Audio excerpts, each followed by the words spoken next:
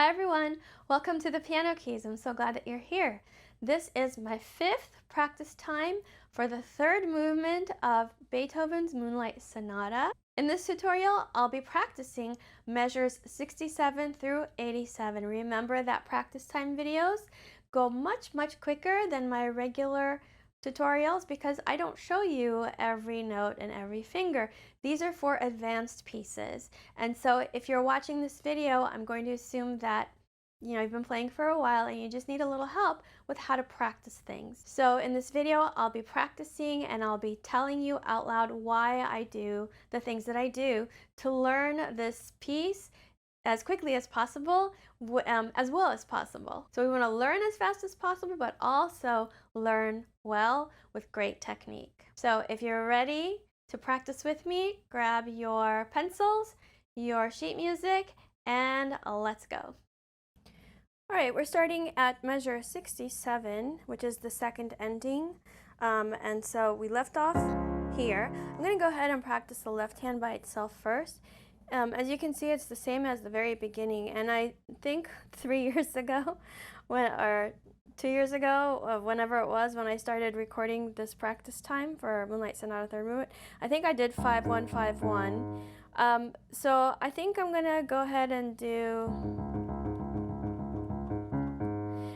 the same, but it might change when I'm playing together. So I'm just going to read through it and stop and practice where I need to, and then I'll go in with the metronome. So here, I'll switch to second finger to prepare for the octave, and then now this is different from the beginning.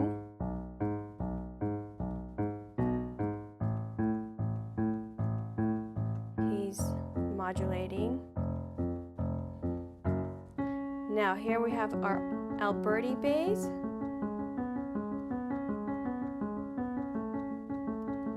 It's really important, let me pause here. It's really important when you play stuff like this that you have as loose of a wrist and all your joints as possible. You do not want to do this, and I've seen this multiple times from different people. You don't want to do this. Do you see what I'm doing? I'm letting my fingers do all the work and my pinky's curling up into a shrimp. So we don't want that. That's a recipe for disaster, my friends. It's basically, you're not going to play well, and on top of that, you're going to cause pain and damage, your joints and all that stuff. So your tendons, and it's not a good thing to do. So as you're practicing slowly, you want to let your wrist be involved in the action. If you have no idea what I'm talking about, then I strongly suggest that you check out my technique course, Become a Piano Superhero. It is transforming people's playing. All right, so I'm gonna do this is measure 71 with relaxation and round fingers, making sure my shoulders are not curling inward. Using gravity. Again, if this doesn't make sense to you, I've got what you need. Now here, the fingering is put in for me by the editors, and I really like it. So this is measure 75, and they've got 1, 2, 4, and then 3. And if you've watched any of my videos, then or some of my videos, you should know that when you're repeating a key quickly, it's a really good idea to switch fingers on it, so you don't have to think about, am I gonna let it up early enough? So that's not a good idea. You want to do this. Okay, so I'm switching from fourth finger to third finger. Measure 76.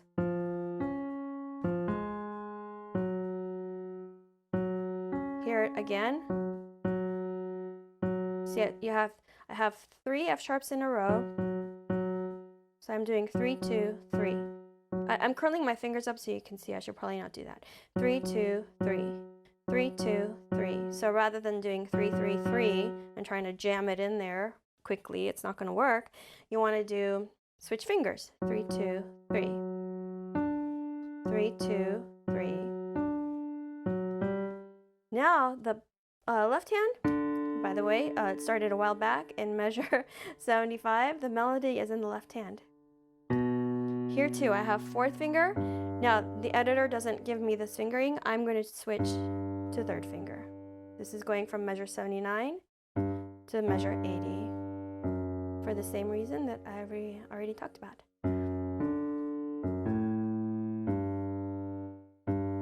Here I'm going to do 5-3.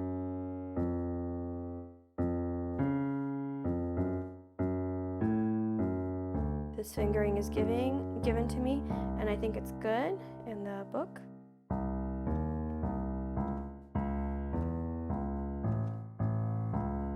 Ooh, getting really down into the bass notes.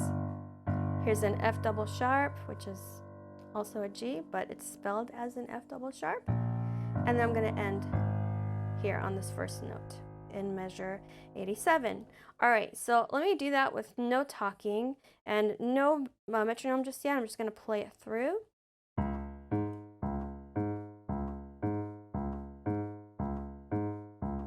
Oh, I said I was going to do 1 and 5. See, I told you it might change.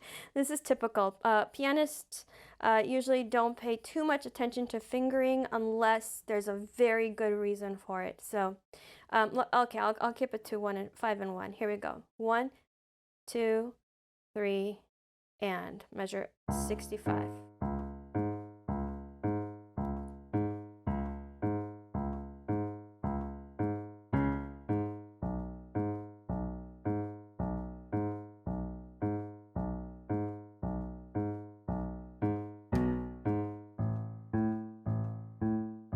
Using my wrist to bounce.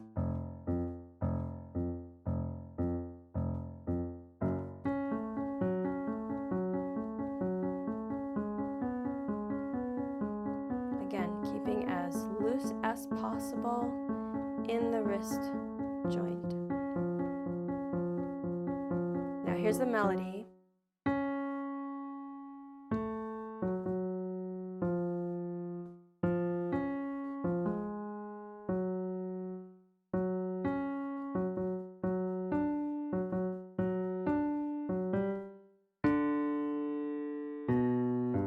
I'm not doing dynamics right now.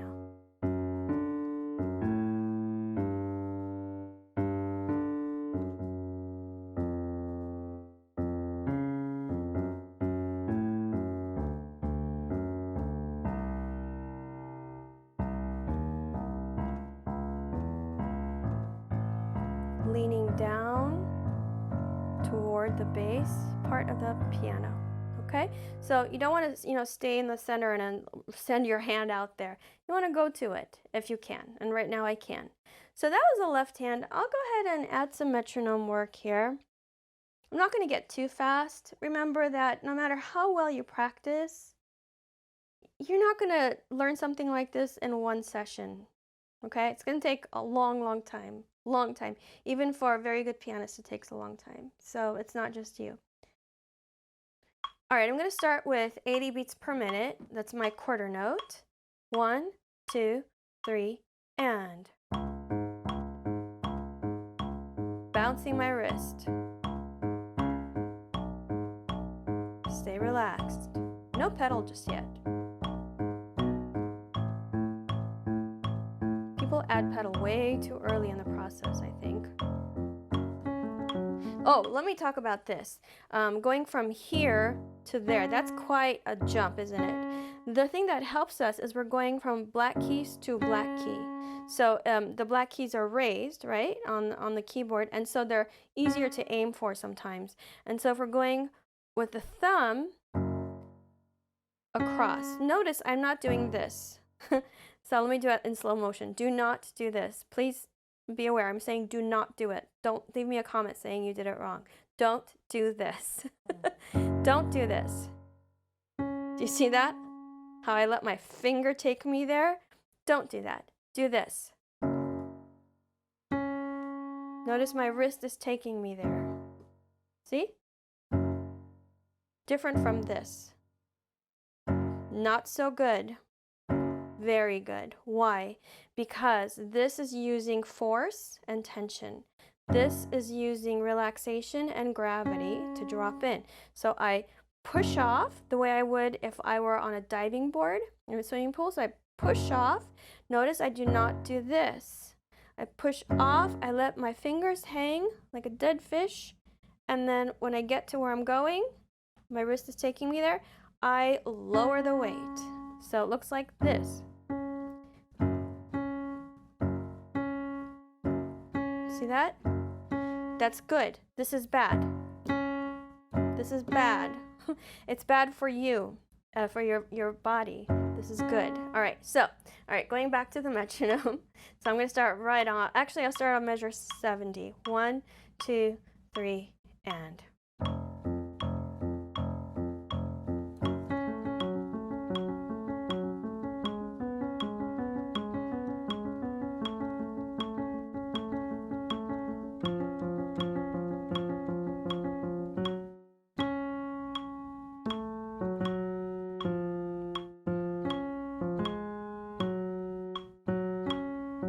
Oops, I read that wrong. So let me take it from 76.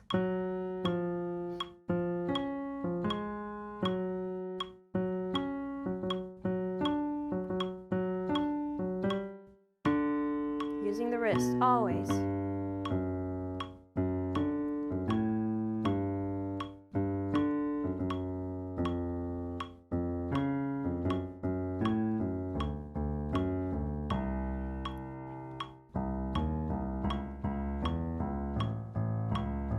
Leaning toward my hand. Okay, so that's 80. I'm gonna go ahead and do it a little bit faster. I'll do 85. By the way, I was reading an article recently written by a pianist who has worked a lot in New York as an audition pianist, and done a lot of very important things in the world of music. And she was saying that she has had to rethink her technique even at this late stage in her career. She's been doing it for she's been a New York musician for 20 years, so who knows how long she's been playing. But apparently her technique isn't working for her anymore. It's causing her pain. So, technique is super important, whether you're a professional or if you're just playing for fun, quote, for fun. You really can't bypass the realities of our body, okay? If you keep abusing your body by doing wrong technique and you think you just haven't practiced enough, you're wrong. If you keep practicing with bad technique, all that's going to happen is you're going to start feeling more and more pain. You're not going to get better at piano, okay? Just that came up in my head as I was playing. So even, a professional pianist says that she now needs to rethink her technique. So what I'm talking about here is really important. It's not just about the notes, okay? I don't know, I'm feeling preachy today. Okay, so 85 at measure 65. 1, 2, 3, and.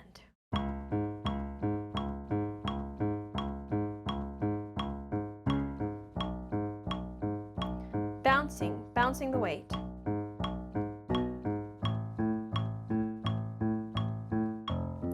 It's all on the wrist.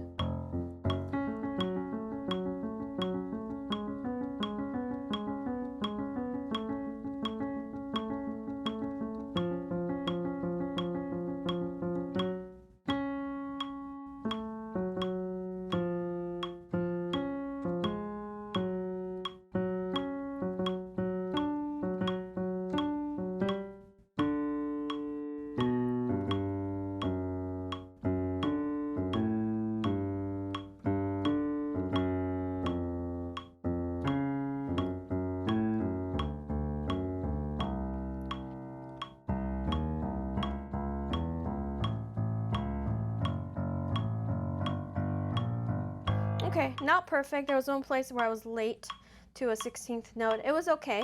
I think I'm good with it for now.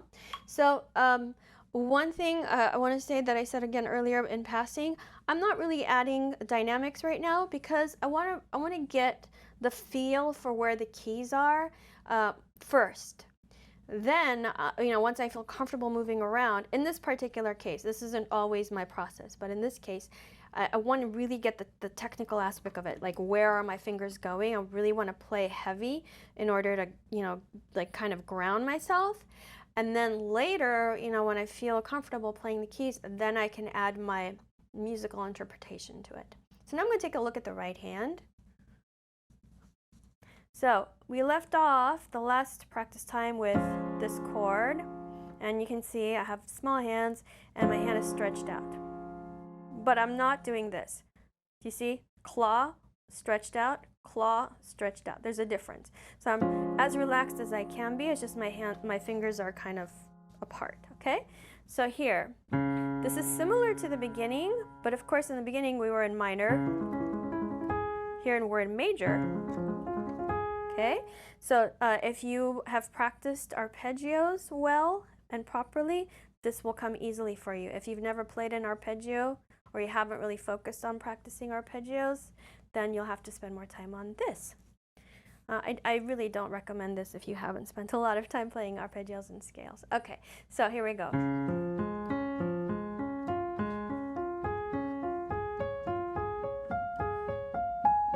Now here, be careful that you don't hit the keys. Do you see what I'm doing? Frankenstein arm, you want to spring off from the keys. You want to use the keys to push off. And when you push off, your wrist is relaxed. So it's not this. Your fingers don't go anywhere. Your fingertips are low. Do you see that? I'm still touching the keys, but it's my wrist that goes. So if I'm going from measure 66, okay, Elvis, you're okay? Elvis coughs a lot. Here. I touch the keys and I push off of them, and then I go down.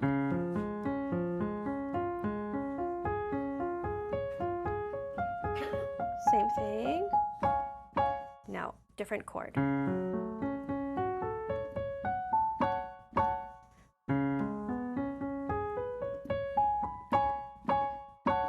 Here we have the melody that the left hand will later take.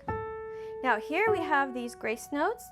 I'm going to do a fingering that will guarantee that I'm going to play these well. So if I just did a fingering like this, 1, 2, 3, 2, just because it's there, I can't guarantee that I'm always going to, the keys are going to come up in time. But if I do 1, 3, 4, 3, because okay, so measure 71, I do this. I have the F sharp. So if I do 1, 2, I don't know that that second finger is going to come up quickly enough. So I do 1, 3, 4, 3. Let me show it to you from measure 71. 1, 3. See that?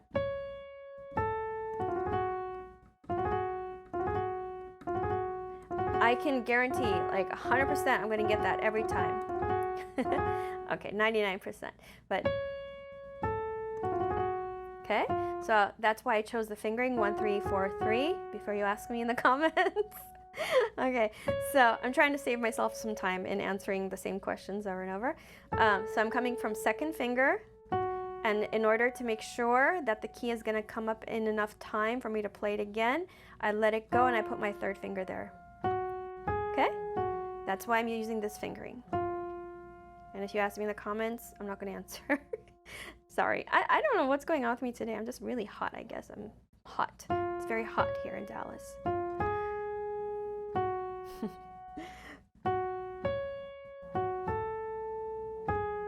This is our melody still. Now, the left hand's going to take the melody and the right hand is doing our Alberti bass. Normally we don't get the right hand doing. Why? Okay, so my book is telling me to do 1, 4, 2. I see why. Because it's easier to go between second finger and fourth finger than it is for third finger and fourth finger. Even for me, I've been playing a long time. So I agree with the book here. This is measure 76. I'm doing 1, 4, 2. Even though it looks like it's a really weird fingering, it's actually mechanically better for your hand to go like that, 4, 4, 2, 4, 2, than to do 4, 3, 4, 3. Okay?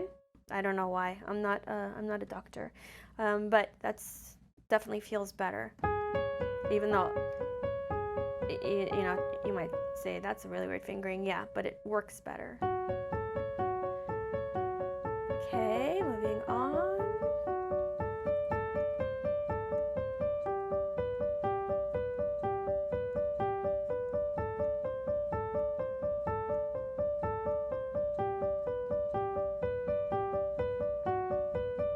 Ooh, Oh, my book is doing this second finger.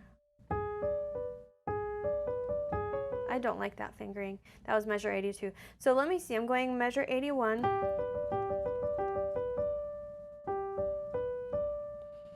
Let's see. I don't think I like that fingering. That's what I'm gonna do. So 1, 4, 2, let me, where's my pencil? So this is gonna be 1, 4, I'm just gonna keep doing 1 there. Okay.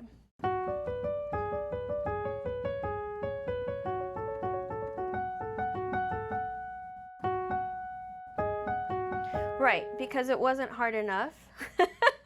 Beethoven decides he's gonna add this in there.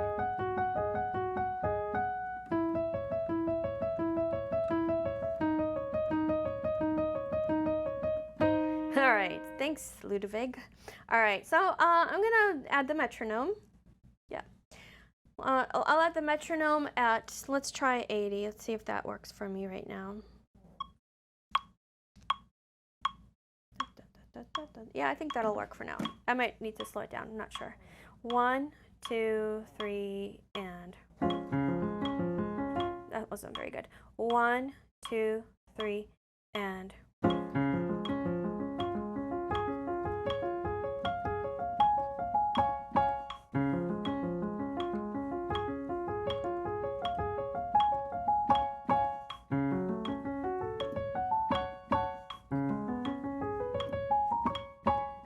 I know I got a wrong note there, but I wanted to talk about the aiming. It's the same thing here. You know, you want to let your wrist take you there. You don't want this. I've seen this so many times. It really makes me sad that people are hurting themselves. So you want to take it this way, okay? Let me pick it up from measure 70. 1, 2, 3, 4.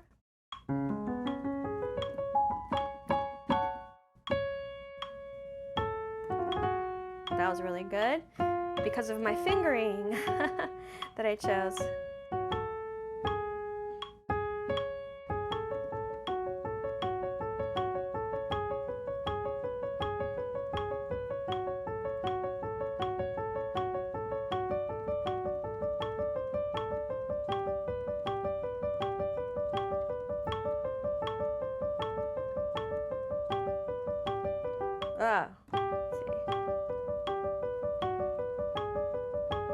Okay, I'm looking at the fingering I wrote in. I'm wondering if I wrote it wrong now. All right, let me take it from 79 and see what happens. 1, 2, 3, 4.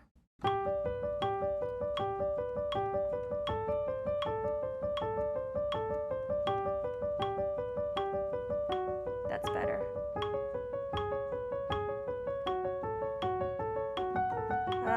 Okay, yeah, I was afraid of that because of my small hands getting in here.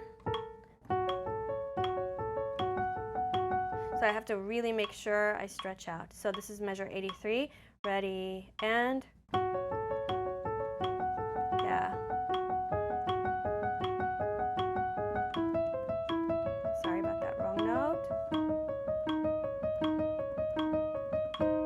Yeah, so I'm gonna do measure 82 again. Actually, no, I'll go back to measure 79. 1, 2, 3, 4.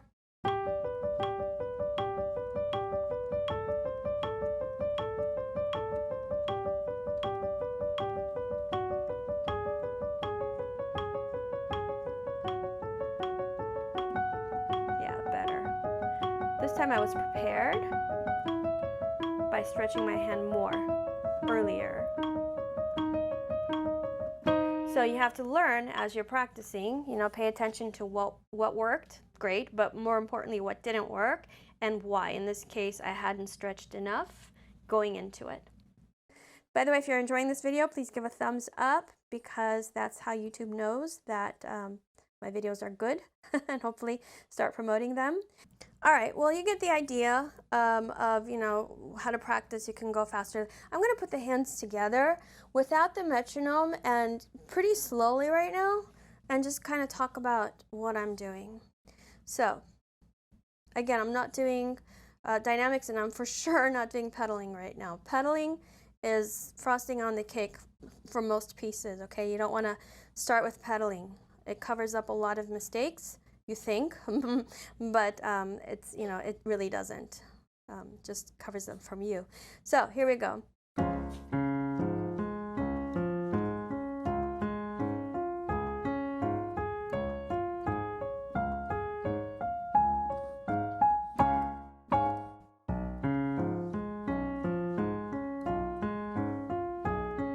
Keeping my shoulders relaxed, sitting tall.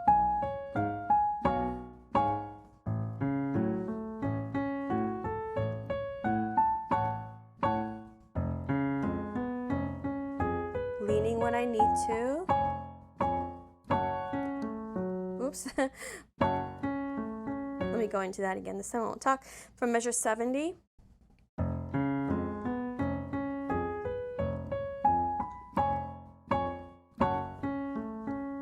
Better. So let me talk to you about this, how this fits.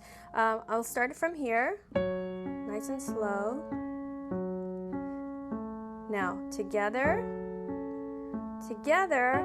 Now the right hand has to play these 3 notes before the left hand plays. So it has to do before the left hand, like that. And then the hands come in together on beat 1. So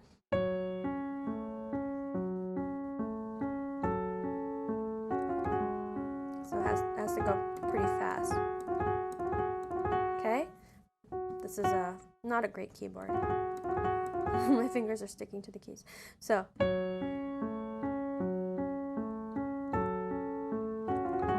okay, and then if you're playing it fast, like if you're performing it, you would take a tiny little breath there, right? We don't want to play like a metronome. I mean, if you're playing, you know, like with a drummer and stuff like that, it's different. But classical music normally is very free with, you know, interpretation. So there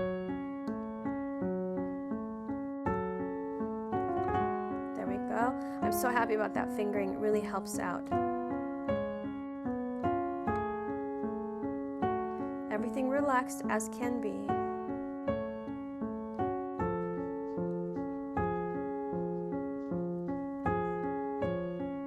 Now, right hand becomes the background, left hand takes over as the melody maker. So you want to start really focusing on making the left hand, I can't talk. You want to really start focusing on making the left hand come out, you know, bring it to the foreground. Basically that means making a little bit louder than the right hand. Okay, so here we go.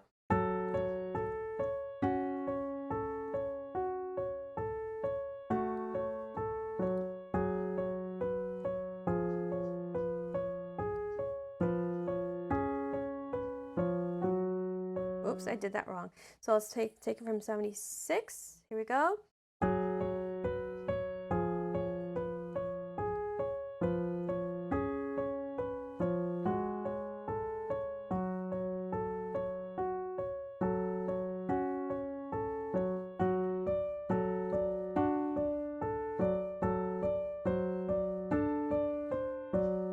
This is tricky, isn't it? Definitely not a beginner piece.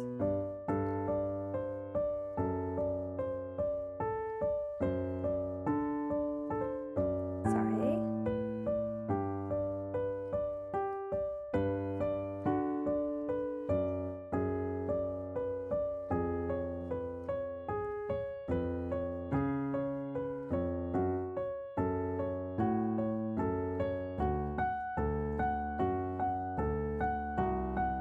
So my hand is stretched out enough, that's good. I'm getting the keys I want to get. Please don't say hit. You can say play, but we don't hit the piano. At least you shouldn't be hitting. And when you hit the piano, the only one that gets hurt is you. The piano doesn't feel it. All right, so I'm going to stop there. That's basically the idea. You've seen my other practice times. You know that I would split this up into much smaller sections. You know, practice with the metronome, practice with altered rhythms. For example, I would do something like this, like, let me get that right. I'm doing 5 and 1.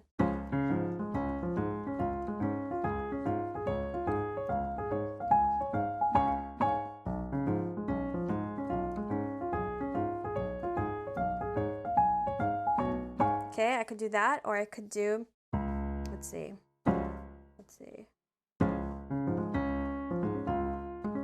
Let me do that right.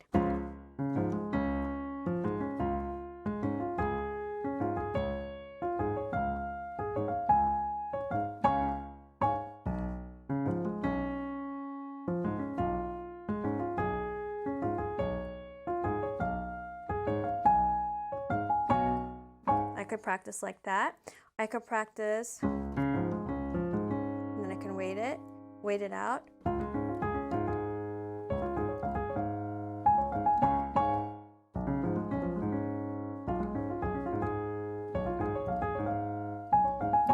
Lots of different ways you can practice. You know, this is my 5th practice time on this piece, so if you're here, you probably know the other techniques that I use.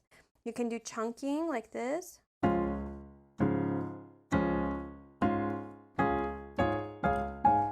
Just to kind of see what the notes are. I don't know if you can actually do the right fingering, but you can give yourself like chunks of information to process, and then you break it up. It's a lot easier. Okay, so again, if you find that playing the piano hurts, or you're missing lots of notes in runs, or you're getting tightened, that is technique. That's a technique issue. It's very predictable, and it's very correctable if done the right way. So Become a Piano Superhero is a great course for you to look into. I price it very, very reasonably, and I practice the exercises with you as though you are taking a lesson with me. So I don't just tell you, here's the exercise, good luck to you. We go through it together, okay? So that was my 5th practice time for the 3rd movement of Beethoven's Moonlight Sonata. I hope that you learned some stuff that you can apply to your own practicing, even to other pieces than this one. You can find lots more stuff to help you get better on my website, thepianokeys.com. Join my Facebook group, Piano Practice Tips, for a wonderful community of very supportive pianists who help each other, and I chime in there. Whenever you ask questions, I can help you too. Sometimes I post to Instagram, The Piano Keys TPK. Keep practicing, have fun, and I will see you soon.